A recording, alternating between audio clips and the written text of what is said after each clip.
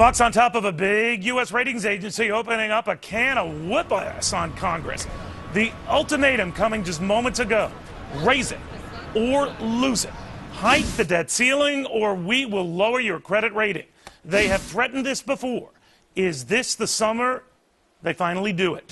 When the United States of America throws itself out of a very exclusive AAA club. Get ready, because it could be getting close. Welcome, everyone. I'm Neil Cavuto, and let's get ready to rumble, because the folks that normally stayed Moody's are now getting ready to go nuts, warning that if no progress is made on raising that debt ceiling, expect rapid progress on placing the entire U.S. government's credit rating for a possible downgrade. Cato Institute's Dan Mitchell commends Moody's sudden interest in Washington's financial fix. He's just wondering why now. Where were these guys as we were building up all this debt? Nevertheless, Dan, late to the party, but at the party and threatening to take the punch bowl away. What do you make of it?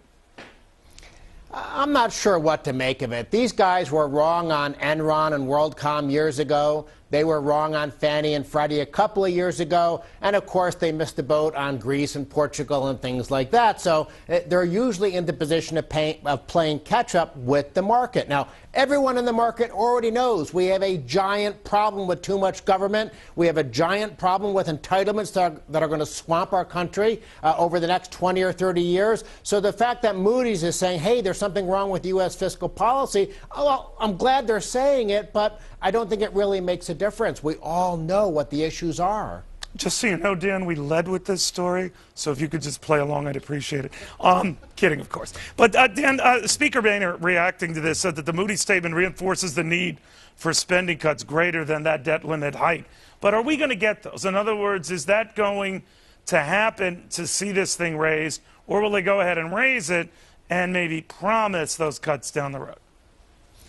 Given the normal instinct of politicians, they're going to want to try to kick the can down the road. And, of course, we have a divided government right now, so that's a logical result. I don't think Moody's really makes a difference. If you read the statement carefully, they're trying to be on both sides of the fence. They're saying that, yes, we need action to reduce deficits and debt and excessive government. But on the other hand, they're saying you have to raise the debt limit. Now, where were these guys when Obama was doing his so-called stimulus? Where were they when he was passing Obamacare? These are the things that helped put us into a fiscal crisis. So, yes, the problem's there, but let's set aside Moody's and Standard & Poor's. By the way, we could go back to the prior administration when they didn't see the bubble and they were willy-nilly awarding, AAA ratings to securities that we ultimately discovered were dogs.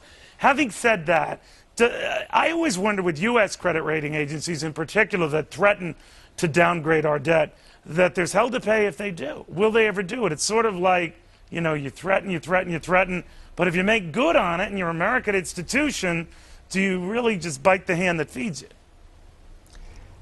There's no question there are some politics that goes into the statements by these rating agencies. They don't want to stick their head up above the foxhole. They don't want Republicans angry at them. They don't want Democrats angry at them. On the other hand, they sort of know at some point they can't just stick their head in the sand and pretend that America doesn't face some very, very serious fiscal problems. But this is such public information. It's not as if the rating agencies are saying or doing anything special or interesting. They could dramatically change their ratings, and I doubt it would affect what's happening with interest rates, because we all know already what's going on. We are on an express train to becoming Greece and Portugal if we don't fix the excessive spending and the entitlements. Daniel, always a pleasure, even when you're laughing at our lead, which I admire about you. Dan Mitchell.